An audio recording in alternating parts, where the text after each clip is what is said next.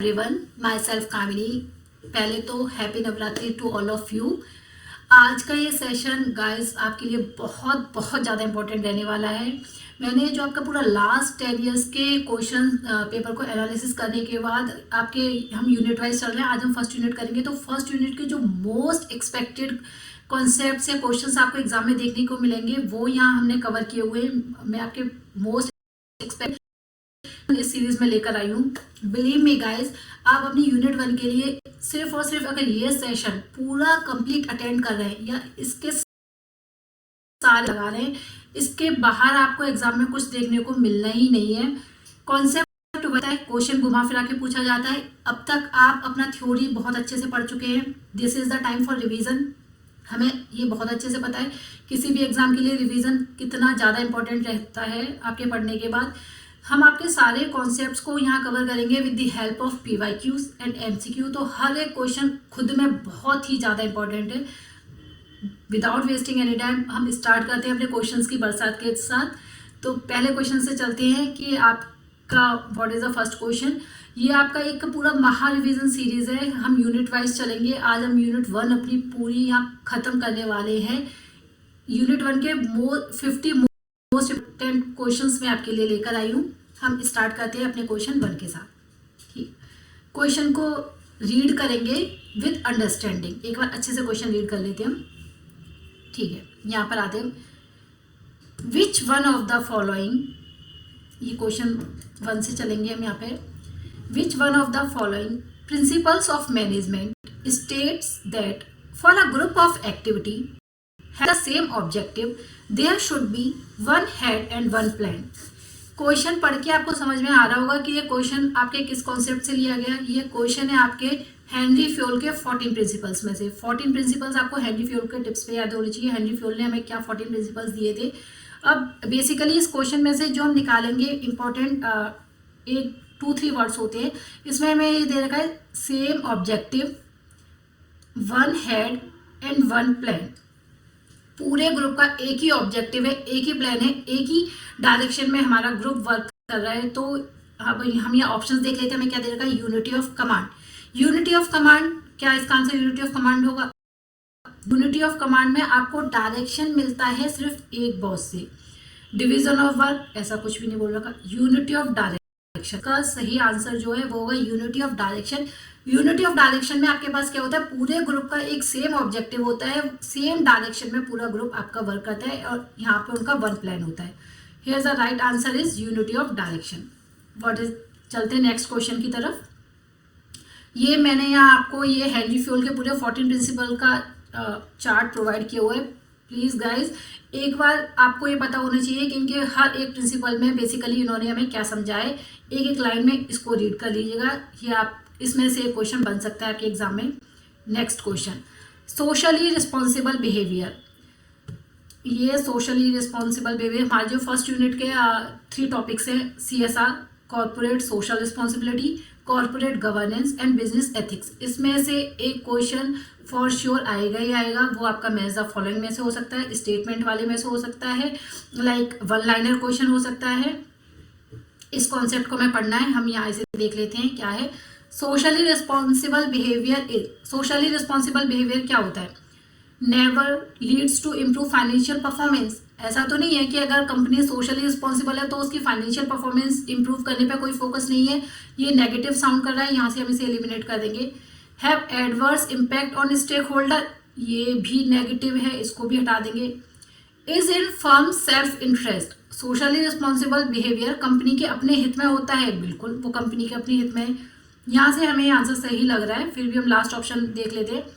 Result in ill will from the community, ये भी negative है। तो हमारा जो सही आंसर है वो हो जाएगा, दैट इज ऑप्शन C। बिल्कुल ठीक। Next question, which one of the following factor is not a factor in case of wide span of management.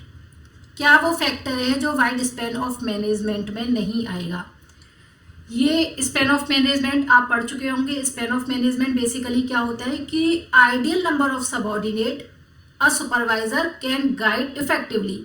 एक बॉस के अंडर हम कितने सारे सबऑर्डिनेट रखें जिन्हें वो इफेक्टिवली गाइड कर सके। हमारे स्पैन ऑफ मैनेजमेंट 2 टाइप्स के होते हैं। मैं आपको एक बार यहाँ पे दिखा देती हूँ। ये होता है हमारा Spain of management. Spain of management के हमारे 2 टाइप्स हैं, that is wider Spain of management, narrow Spain of management. इस बार आपसे वाइडर पे पूछा, क्या पता नेक्स्ट टाइम आपसे नैरो स्पेन ऑफ मैनेजमेंट से क्वेश्चन फ्रेम हो जाए। वाइडर का क्या होता है, ये एक बॉस है, ये बॉस के अंडर इतने सारे ये सबऑर्डिनेट्स हो जाते हैं, 1 2 3 4 5 6, हम n number of subordinate, that is wider. Narrow span में क्या होता है, नैरो स्पेन में आपके ये 1 बॉस 2 बॉस 3 ये सारे बॉस है, इन बॉस के अंदर अपना है, ये हमारा टॉल हो जाता है, फिर इसके अंडर अपने होंगे, इसके अंडर, तो ये हमारा एक टॉल स्ट्रक्चर होता है, ये हमारा होता है फ्लैट स्ट्रक्चर। अब हम अपने क्वेश्चन की तरफ चलते हैं। हमारा क्वेश्चन क्या है, विच ऑफ द आंसर तो शो हो ही गया, फिर भी हम देख लेते हैं। Which one of the following factor is not a factor in case of wide Spain of management. तो वाइड स्पेन ऑफ मैनेजमेंट अगर आपका फास्ट चेंज हो रहा है इंटरनल और एक्सटर्नल एनवायरनमेंट में, बहुत जल्दी जल्दी चेंजेस है, तो क्या आप एक बॉस सारे सबऑर्डिनेट्स को सारे अच्छे से सुपरवाइज कर पाएगा, वो उसके लिए पॉसिबल नहीं होगा, यहाँ टास्क थोड़ा डिफिकल्ट हो जाएगा। तो ये फैक्टर है, ये नहीं हो सकता और हमसे यहाँ पे नहीं राइट आंसर हो सकता है। अदर ऑप्शन भी हम देख लेते हैं। ऑफ रिपीटेटिव ऑपरेशंस, अगर आप प्लान है कि ये आपको ये काम करना है, हर दिन का काम डिवाइडेड है, सारे आपको ऑब्जेक्टिव सब कुछ पता है, तो आप वाइड स्पेन रख सकते हो। मैनेजर है वो इजीली एक बार सबको सुपरवाइज कर देगा और सबऑर्डिनेट्स को पता है। इफेक्टिव इंटरेक्शन है between superior and subordinate, easily आप अगर इंटरेक्ट कर सकते हो अपने बॉस से, तो भी ये पॉसिबल है कि आप वाइड स्पेन ऑफ मैनेजमेंट रख लो। थॉरो ट्रेनिंग ऑफ सबऑर्डिनेट, हर सबऑर्डिनेट को अपना टास्क अच्छे से पता है, उसको बहुत ज़्यादा नीड नहीं है हेल्प की, उस केस में भी आप वाइड स्पेन ऑफ मैनेजमेंट रख सकते हैं। जहाँ अगर आपका एनवायरनमेंट में बहुत ज़्यादा चेंजेस आ रहे हैं, वहाँ आपका wide Spain of management work answer हो जाएगा। ये स्पेन ऑफ मैनेजमेंट को यहाँ डिफाइन किया हुआ है, type of span of management बताए हुए, या देख लीजिएगा एक बार।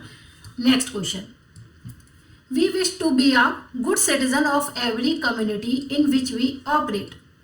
हम हर एक उस समुदाय के अच्छे नागरिक बनना चाहते हैं जब भी हम काम करते हैं। ये बेसिकली क्या है, मैंने आपको बताया ना, आपको CSR से, कॉर्पोरेट गवर्नेंस से या बिजनेस एथिक्स से एक क्वेश्चन तो देखने को मिलेगा ही मिलेगा। यहाँ हमने कॉन्सेप्ट्स के डिफरेंट क्वेश्चंस फ्रेम किए हैं, PYQs में से क्वेश्चंस निकाले हैं। अब अगर आप इन क्वेश्चंस के आंसर लगा पा रहे हो, दैट इज सही डायरेक्शन में जा रही है, क्योंकि क्वेश्चन आपसे इसी टाइप के पूछे जाएंगे। लीगल रूल से रिलेटेड है, लीगल जैसा यहाँ पे हमें कुछ दिखाई नहीं किया, कोई लीगल एक्ट भी नहीं है, ना ही ये पॉलिटिकल एंड सोशल फ्रेम में जा रहा है, ये जा रहा है हमारा पूरा बिजनेस एथिक्स में। इसका राइट आंसर जो है दैट इज होगा एथिकल कोड। हम कर लेते हैं एक बार एथिकल कोड। ये यहाँ चारों को मैंने एक्सप्लेन किया गया, what is ethical code, what is legal rule, legal act, political and social code. अगर आप ये भी एक बार पढ़ लेते हो, आपको पढ़ने में हार्डली लेस देन 1 मिनट लगेगा, फिर भी आपके नेक्स्ट इज ये हमारा इकोनॉमिक्स बिजनेस, ये जो हमारी मैनेजमेंट की यूनिट 1 है, ये भी हमारी सब पार्ट्स में डिवाइडेड है। जो मैनेजरियल इकोनॉमिक्स वाला पार्ट है वो भी बहुत इंपॉर्टेंट है आपके एग्जाम पॉइंट ऑफ व्यू से। एक या दो क्वेश्चंस तो हर बार हमें वहाँ से देखने को मिलते ही मिलते हैं। एक आपका स्मॉल न्यूमेरिकल टाइप हो सकता है, एक कोई इक्वेशन हो सकती है, या एक टाइप ऑफ मार्केट स्ट्रक्चर, वो हमें पता है ओलिगोपोली, मोनोपोली, परफेक्ट कॉम्पिटिशन, इस टाइप का कोई क्वेश्चन देखने को मिल सकता है। हम ये अपना क्वेश्चन रीड कर लेते हैं। In which of the following situation a competitive firm is advised to shut down operations temporarily. Competitive firm को किस सिचुएशन में अपने ऑपरेशंस को शट डाउन करना चाहिए टेम्परेली। मैं ये कॉन्सेप्ट आपको समझाती हूँ। एक होता है आपका कॉम्पिटिटिव फर्म, एक मोनोपोली फर्म। आपकी ये मोनोपोली फर्म हो गई, एक हो गई आपकी कॉम्पिटिटिव फर्म। मोनोपोली आपकी कोई फर्म है, सपोज वो सिर्फ एक सिंगल आइटम बना रही है। अगर आप एक सिंगल प्रोडक्ट बना रहे हो, तो आपको जो देखना होता है कि आपको रनिंग में रहना है या अपने ऑपरेशंस को होल्ड करना है या शट डाउन करना है, वो आप देखते हो आपका कितना मार्जिनल वेरिएबल कॉस्ट है, कितना मार्जिनल रिवेन्यू है, इस बेस पे, क्योंकि आपके पास एक सिंगल आइटम है, आप उसका मार्जिनल रेवेन्यू, मार्जिनल कॉस्ट देते हो। कॉम्पिटिटिव फर्म, आप यहाँ पे अपने 3 और 4 product A B C D, यहाँ जो आप निकालोगे that is average variable cost, total cost. इसके बेसिस पे हम देखते हैं कि हमें अपने ऑपरेशंस को कंटिन्यूस रखना है या शट डाउन करना है। अगर आपका जो प्राइस है वो लेस देन है एवरेज वेरिएबल कॉस्ट से, दिस इज द टाइम कि आपको अपने ऑपरेशन को शट डाउन कर देना चाहिए, क्योंकि आपका बेसिकली जब प्राइस ही नहीं निकल रहा तो आप फर्दर वही सेम प्रोडक्शन करके क्या करोगे। हम इसका आंसर चेक कर लेते हैं। Answer that is 1, price less than average variable cost. तो आपकी कॉम्पिटिटिव फर्म को अपने ऑपरेशंस को रोक देना चाहिए। Next question, which of the following is not a characteristics of manager? Which of a following is not a characteristic of a manager?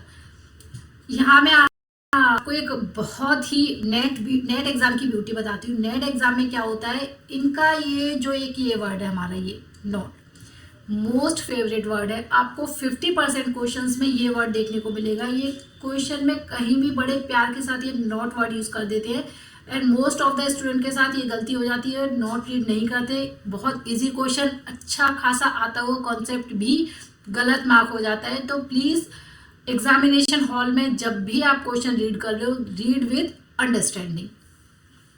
Manager का देख लेते हैं क्या कैरेक्टरिस्टिक्स नहीं है। ये बेसिकली हमारे से मैनेजर के क्या कैरेक्टरिस्टिक्स होते हैं और लीडर के क्या कैरेक्टरिस्टिक्स होते हैं, उसके डिफरेंस में से क्वेश्चन निकाला गया है। मैं आपको एक बार मैनेजर और लीडर का डिफरेंस दिखा देती हूँ। ये जो मैनेजर होता है, मैनेजर का वर्क क्या होता है, manager imitates, leader originates. Manager के क्वेश्चंस होते हैं हाउ एंड व्हेन, कब करना है, कैसे करना है। लीडर्स का क्या और क्यों, व्हाट एंड व्हाई।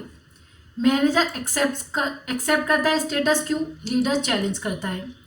मैनेजर करता है, manager does things right, leader does the right things. Difference समझ में आ रहा है।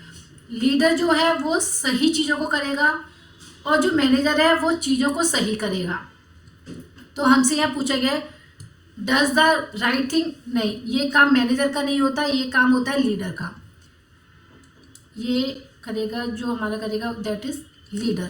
तो ये वाला पॉइंट ये not a characteristics of manager में जाएगा। This is the right answer. Next question, question read करिए। What are the problems commonly associated with the scientific management? आपका जो मैनेजमेंट है, मैनेजमेंट की थ्योरी है क्लासिकल, न्यू क्लासिकल, मॉडर्न। ये तीनों थ्योरी आपको अच्छे से रिवाइज कर लेनी है। इसमें से एक क्वेश्चन 101% आएगा ही।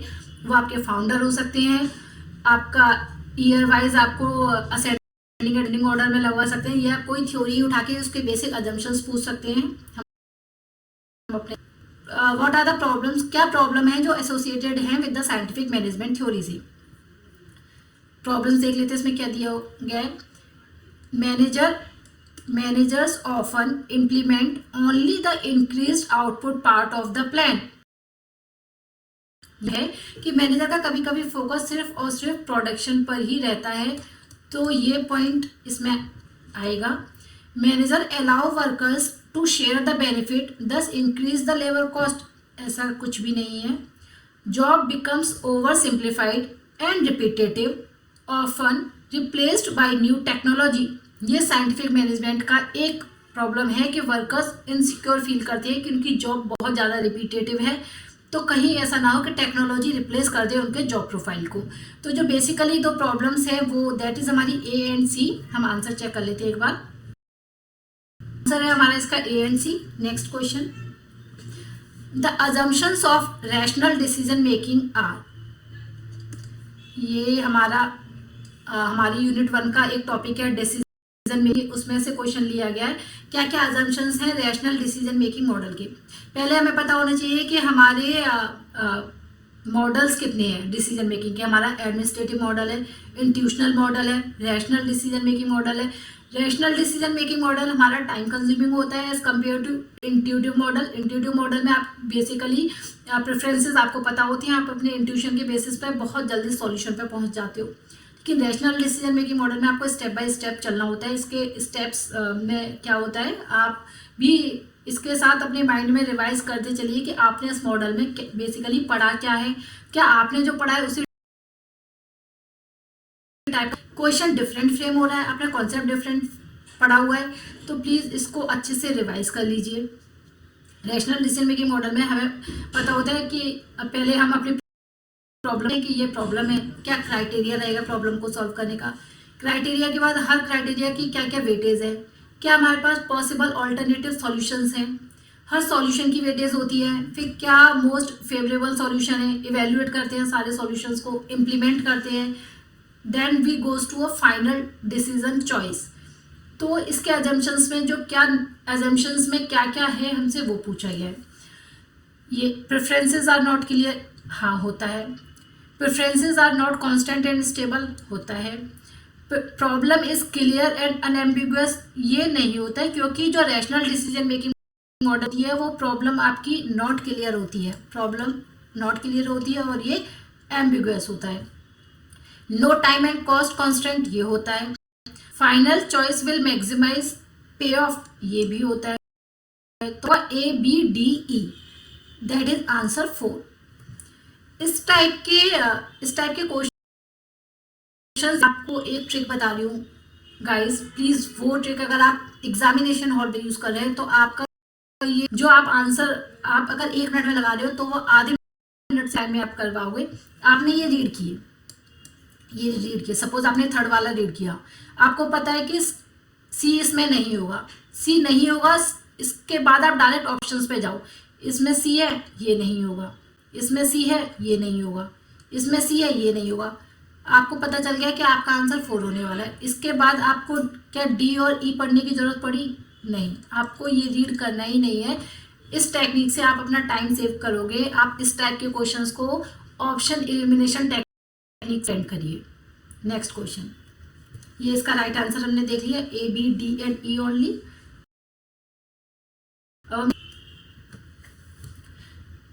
ये वाला हमारे कम्युनिकेशन वाले टॉपिक में से क्वेश्चन आया है। Efficacy of written communication depends upon, written communication की एफिशिएंसी किस पर डिपेंड करती है? क्या आप बहुत ज़्यादा लेंथी अपने मैसेज को दोगे तो आपका मैसेज एफिशिएंट होगा? नहीं, ये नहीं होगा। एडिटिंग आफ्टर राइटिंग, ये पॉजिटिव है, ये बिल्कुल हो सकता है। ब्रीविटी इन सेंटेंसेस, बिल्कुल सही है। यूज ऑफ स्ट्रॉन्ग वर्ड्स, अगर आप सामने वाले के लिए जो अपना प्रेजेंट कर रहे हो, सपोज हम ये आज की ही क्लास को ले लेते हैं, अगर लैंग्वेज यूज करके मैं अगर ये क्वेश्चंस आपके सामने फ्रेम करूँ या अगर आपको समझाऊँ, क्या आपको वो कम्युनिकेशन आपके लिए इफेक्टिव होगा? आपको समझ आएगा? नहीं। तो मैं बहुत ज़्यादा स्ट्रॉन्ग वर्ड्स में ऑडियंस के हित में अपने कम्युनिकेशन को प्रेजेंट करना है कि जिसको समझ। तो हमने देख लिया ए नहीं होगा, डी नहीं होगा, डी नहीं होगा, डी नहीं होगा, ए नहीं होगा, तो आंसर हमारा हो जाएगा बी, सी एंड ई। हम आंसर चेक कर लेते हैं। Here the right answer is B, C and E. Clear? चलते हैं अपने नेक्स्ट क्वेश्चन की तरफ। ठीक है, ये हमारा फिर से इकोनॉमिक्स वाले टॉपिक में से है। क्वेश्चन पढ़ लेते हैं क्या है। Arrange the following goods in the, ये हमसे पूछा असेंडिंग ऑर्डर। ये अरेंजमेंट्स वाले क्वेश्चन भी 101% देखने को मिलेंगे। ये आपसे असेंडिंग ऑर्डर हो सकता है या डिसेंडिंग ऑर्डर हो सकता है।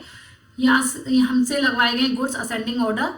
Underlying the income elasticity of demand, income elasticity of demand के अकॉर्डिंग आपको असेंडिंग ऑर्डर में गुड्स को लगाना है। हम अपने ऑप्शंस देख लेते हैं। Necessity goods, inferior goods, normal goods, luxury goods, Giffen goods. अब जो बेसिकली हमें शुरू करना है वो या तो हमारा ई से शुरू होगा या बी से शुरू होगा। हमें पता है ये जो हमारे गिफिन गुड्स होते हैं ये हमारे पार्ट होते हैं इंफीरियर गुड्स का। तो हमारा इसमें सबसे पहले आ जाएगा गिफिन गुड्स। गिफिन गुड्स के बाद हम चलते हैं अपना इंफीरियर गुड्स। इंफीरियर के बाद आप जाओगे तो आपके नेसेसिटीज आते हैं।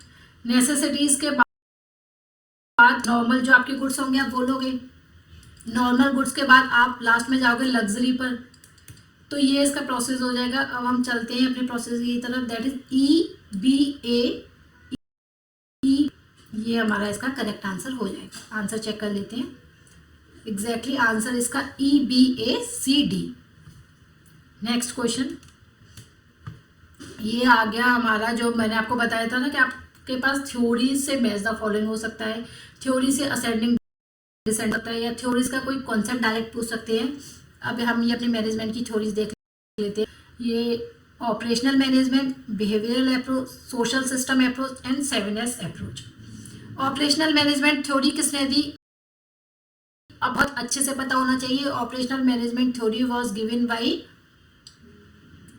एक सेकेंड,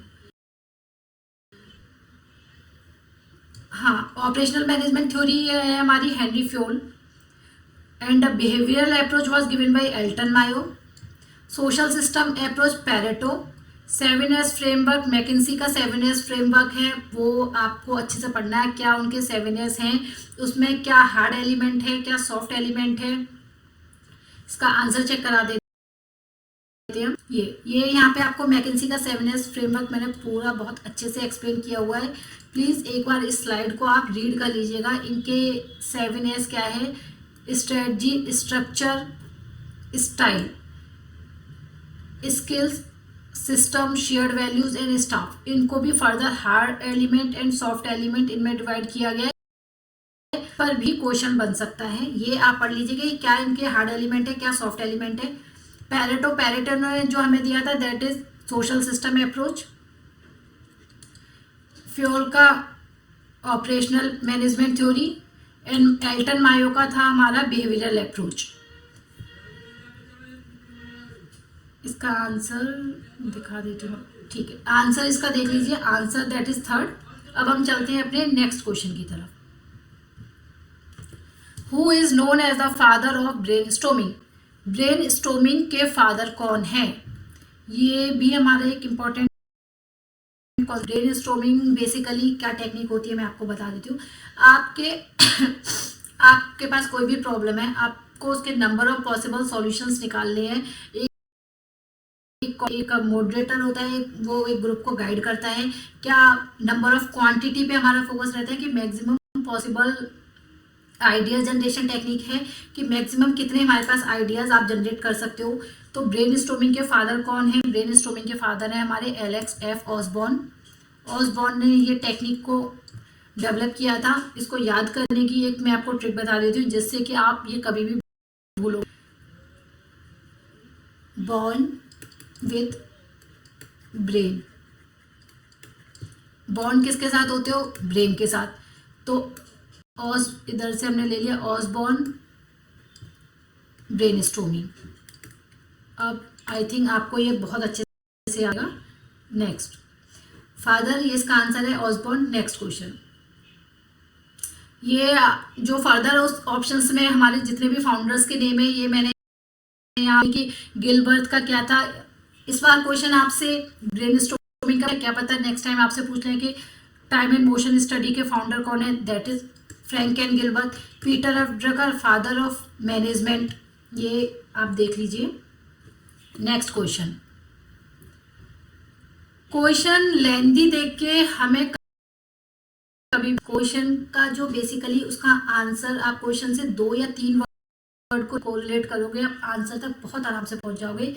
बस हमें रीड करना है अंडरस्टैंडिंग के साथ, रीड करना है केयरफुली। अगर आप अपने क्वेश्चन को पहली बार में कर रहे हो तो आपको क्वेश्चन पढ़ते पढ़ते समझ आ जाएगा कि इसका आंसर क्या है। बेसिकली हम यह क्वेश्चन रीड कर लेते हैं एक बार। वैरायटी ऑफ अप्रोचेस, क्या बोल रखा है मैं कि वैरायटी ऑफ अप्रोच है किसके लिए? टू द मैनेजमेंट एनालिसिस के लिए।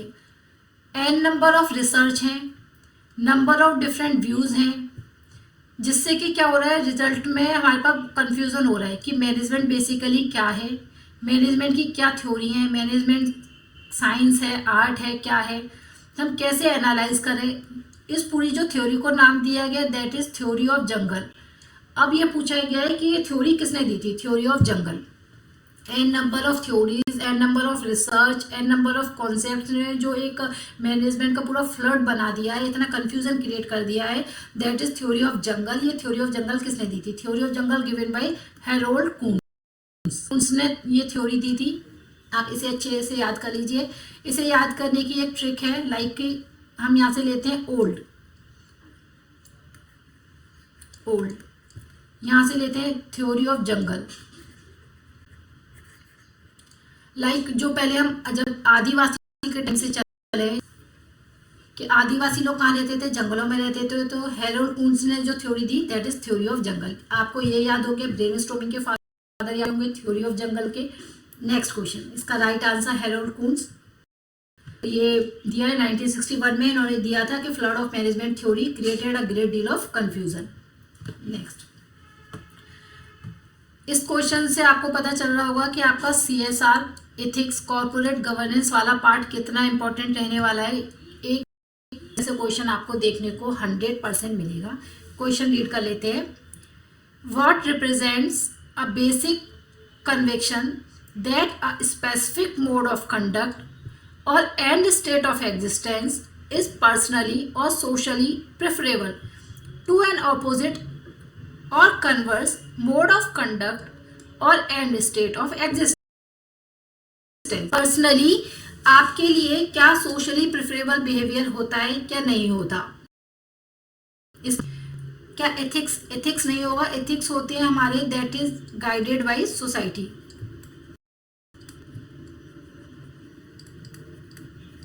बिलीव्स आपका पर्सनल बिलीव हो गया, पर्सन का इंडिविजुअल बिलीव। वैल्यूज, इसका राइट आंसर है वैल्यूज, क्योंकि वैल्यूज होती हैं आपकी what is right and wrong, that is आपका पर्सनल एक्सपीरियंस के बेसिस पे इंडिविजुअल वैल्यूज होती हैं। इसका राइट आंसर वैल्यूज है। यहाँ मैंने ये पूरा एथिक्स, वैल्यूज एंड मॉरल को आपके लिए एक्सप्लेन किया है। प्लीज़ एक बार इसको रीड करके समझ लीजिएगा, जिससे कि आपको अगर इससे घुमा फिरा के कुछ और भी क्वेश्चन पूछ रहे हैं तो आप आराम से अपना क्वेश्चन लगा पाएंगे। नेक्स्ट क्वेश्चन रीड करते हैं। There exist certain requirement for effective control system से क्वेश्चन है ये। Arrange the requirement from the latter to initial as propose by Koontz and Weihrich. Manager के फंक्शन होते हैं planning, organising, staffing, directing, controlling. वैसे तो सारे फंक्शंस ही आपको अच्छे से पता होना चाहिए कि क्या प्रोसीजर होता है प्लानिंग का, ऑर्गेनाइजिंग का। इसमें कंट्रोल हम सोच सकते हैं कि ये थोड़ा एक इम्पॉर्टेंट कॉन्सेप्ट है। नेट एग्जामिनर की बेस से इस पे क्वेश्चन वो फ्रेम कर ही देते हैं। अब हमसे यहाँ लगाया गया लेटर टू इनिशियल, हमें उनके कंट्रोल रिक्वायरमेंट्स को लगाना है। हम इसमें पहले देखते हैं कि सबसे इनिशियल से स्टार्ट करके देख लेते हैं एक बार। सबसे पहले आप क्या लगाओगे, आपका जो भी कंट्रोल सिस्टम है, आप उस पूरे कंट्रोल सिस्टम को अपने मैनेजर के अकॉर्डिंग ही तो बना के चलोगे, उसको टेलर करना है मैं अपने मैनेजर। तो यहाँ पे आएगा tailor control to individual managers. हर इंडिविजुअल मैनेजर के अकॉर्डिंग हम अपने कंट्रोल सिस्टम बनाएंगे। तो दैट इज इनिशियल पार्ट। हमें लगाना है क्या, लेटर टू इनिशियल। तो ये वाला ए आ जाएगा हमारा लास्ट में। देख लेते हैं ए हमारा लास्ट में किसमें, इसमें और इसमें। तो या तो ऑप्शन डी होगा, सेकंड होगा, या ऑप्शन 4 होगा। इसके बाद हम क्या करेंगे, fitting the control system to the organisation culture. नहीं, ये तो सबसे लास्ट में आएगा जब आपका सिस्टम पूरा बन चुका है। तो यहाँ पर आ जाएगा बी। अब बी दोनों में ही दे रखा है। इसके making sure that control point up exceptions at a critical point. आपका जो कंट्रोल सिस्टम है वो बहुत ज़्यादा रिजिड नहीं होना चाहिए, उसमें कुछ एक्सेप्शंस होने चाहिए कि क्रिटिकल सिचुएशन में आप क्या चेंजेस कर सकते हो। तो ये हमारा सेकंड स्टेप में आ जाएगा। अब हमारा यहाँ से आंसर हो गया, आंसर दैट इज 4। चेक कर लेते हैं आंसर। इसका आंसर है 4। इस टाइप से आप ऑप्शन एलिमिनेशन से इस टाइप के क्वेश्चंस को अदर स्टूडेंट के कंपेरेटिवली कम टाइम में बना सकते हो, बड़े ही आराम से। ये इनका पूरा जो 4 रिक्वायरमेंट्स हैं यहाँ मेंशन किए हुए हैं। अगर आपको नहीं समझ आया हो, एक बार ये रीड करिएगा। खुद से रीड करके भी कभी कभी चीज़ें हमें बहुत इजीली समझ आ जाती हैं। ये देख लेते हैं, क्वेश्चन रीड करते हैं। As per theory of production, by increasing quantity of labour by 1 unit. हमने लेबर को कितना इंक्रीज किया है, by 1 unit. The firm can give up 2 units of capital and still continues to produce the same level output the marginal rate of technical substitution is.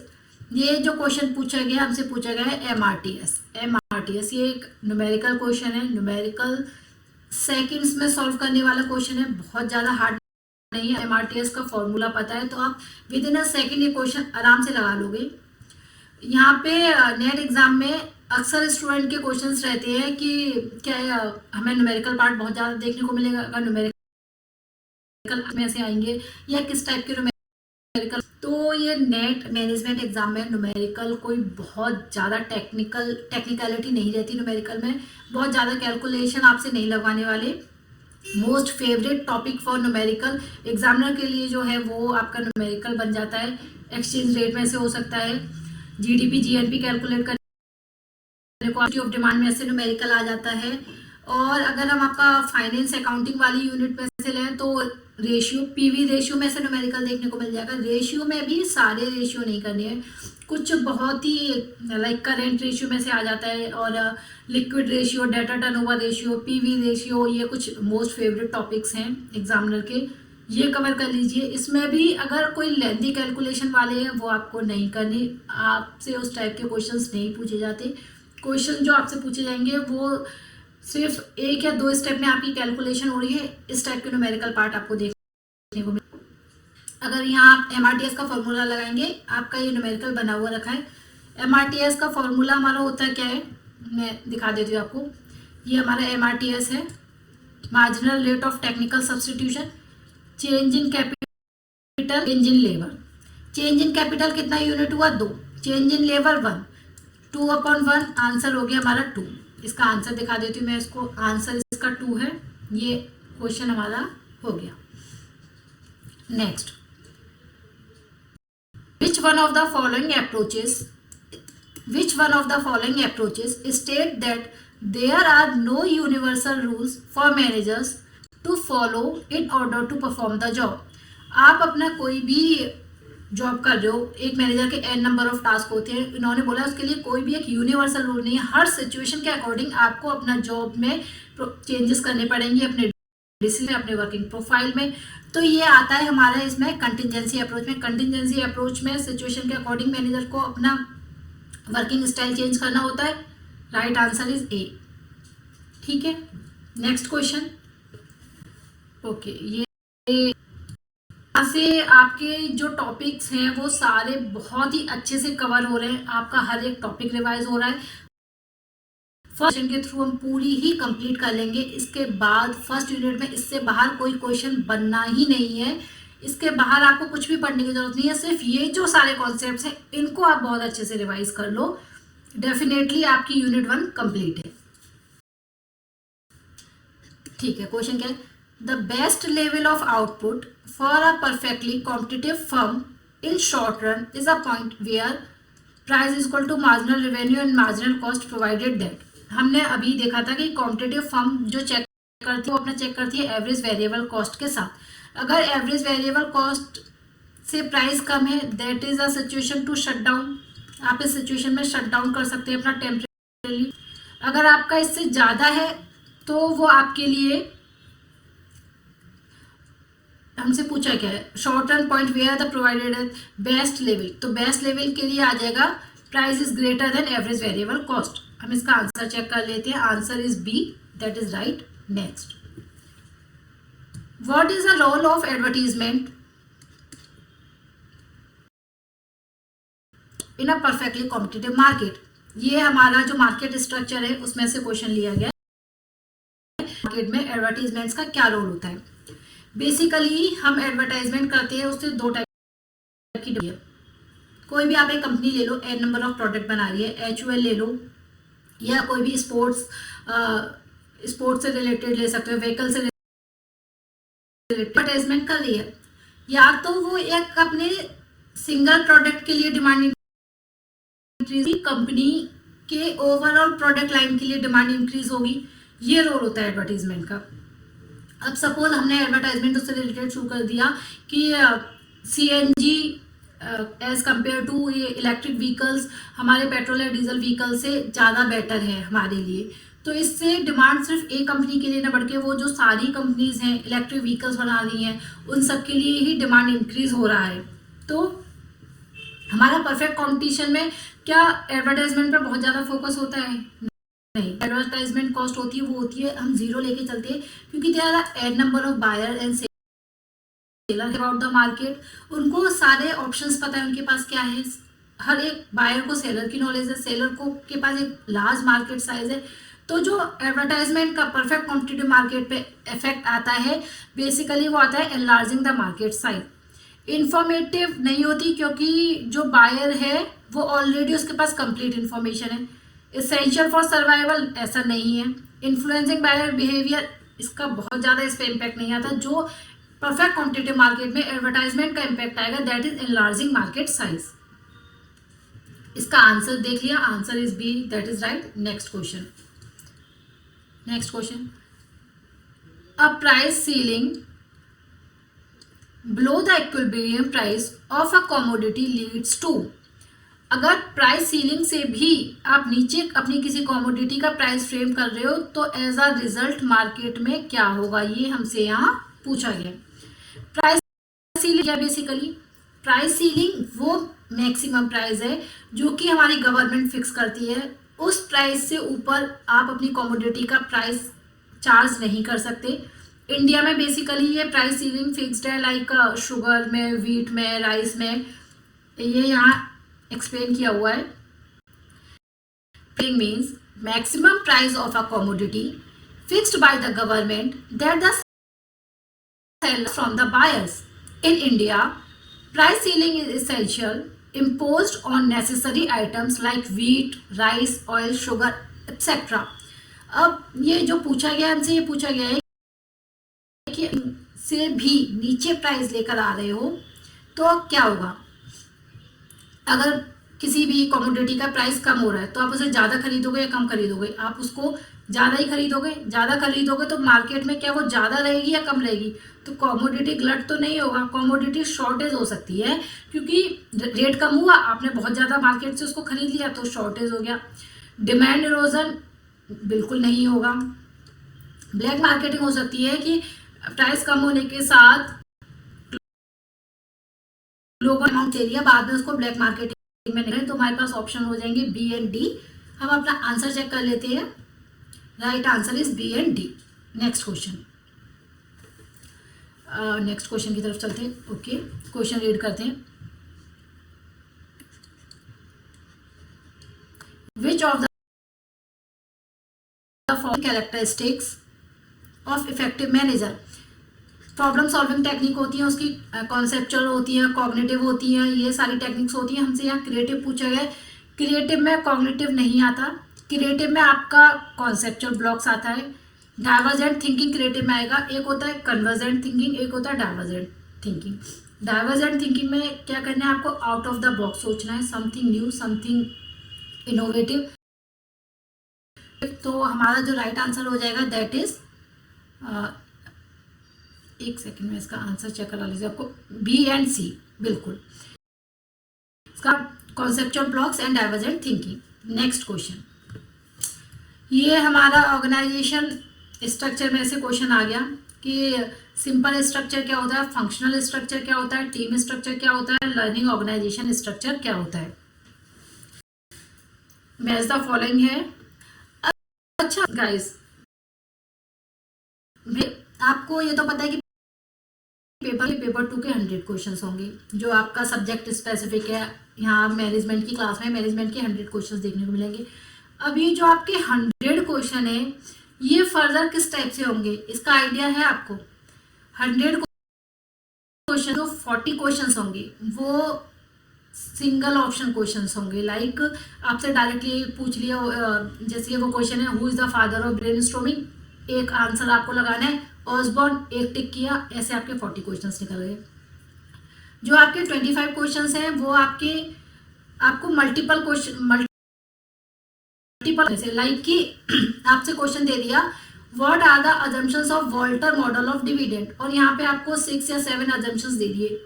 6 7 में से आपको जो Walter model के डिविडेंड के अंदर आ रहे हैं वो 3 या 4 ऑप्शन टिक करने पड़ेंगे।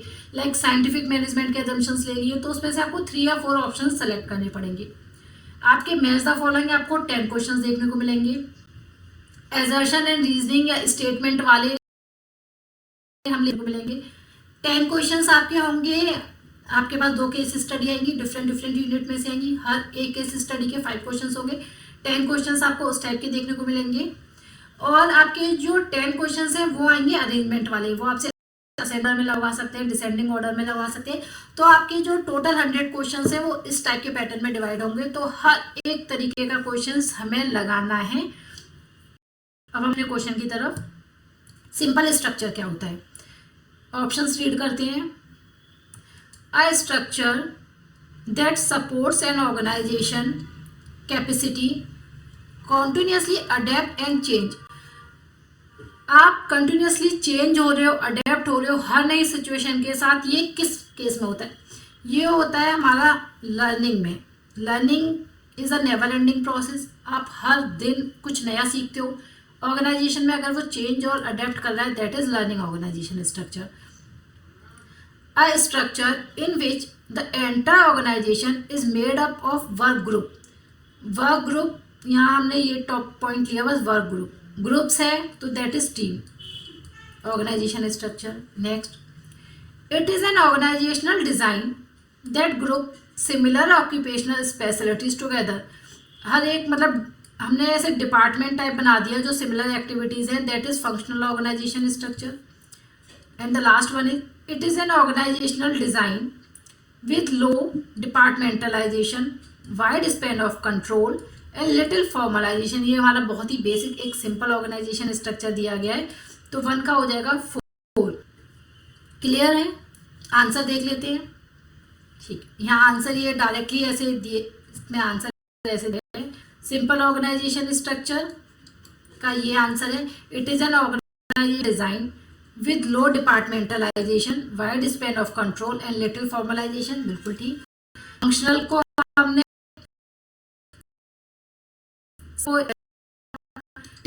ग्रुप लर्निंग में change and adapt. Next question आपको देखने को मिलेगा। तो यहाँ वही हो गया, ये अरेंजमेंट वाला क्वेश्चन हमारा इकोनॉमिक पार्ट में से। क्वेश्चन रीड कर लेते हैं। Sequential evolution to demand.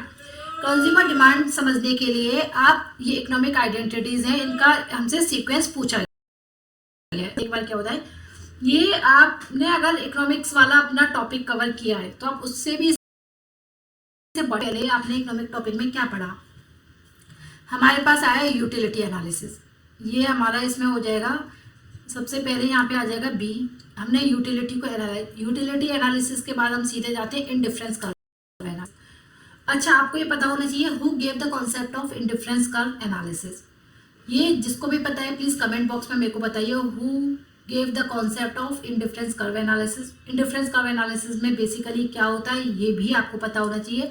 तो यूटिलिटी एनालिसिस के बाद जो हमारे पास आएगा that is indifference curve analysis. Indifference curve analysis के बाद आप जाते हो अपना लॉ ऑफ डिमांड पर। हम लॉ ऑफ डिमांड पे गए। लॉ ऑफ डिमांड के बाद इलास्टिसिटी ऑफ डिमांड आता है, दैट इज सी। इलास्टिसिटी के बाद लास्ट में आप करोगे डिमांड फॉरकास्टिंग। तो ये हो जाएगा हमारा BDACE। ये ऑप्शन क्या है हमारा BDACE। आंसर चेक कर लेते हैं। इसका आंसर है BDACE।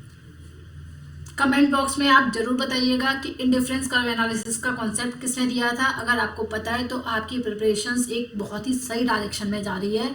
100% you will crack your JRF। ये देख लेते हैं। Which of the following oligopoly firm framework is often describe first mover advantage model. हमें अपने सारे कैरेक्टरिस्टिक्स, कितने नंबर ऑफ बायर होते हैं, कितने नंबर ऑफ सेलर होते हैं, क्या एडवर्टाइजिंग पॉलिसी होती है, क्या इनका डिमांड लास्ट टाइम, ये सब एक चार्ट में आपको पता होना चाहिए अच्छे से। ओलिगोपोली फर्म में क्या होता है, फ्यू नंबर ऑफ सेलर्स होते हैं, रेस्ट्रिक्शंस होता है एंट्री पर, क्या है कि जो पहले उसने फर्म में एंट्री करी है उसको कुछ better market, better customer advantage ये मिलेंगे। ये मॉडल दिया था वो था स्टैकबर्ग मॉडल। आंसर चेक कर लेते हैं। This model was given by स्टेक्शन।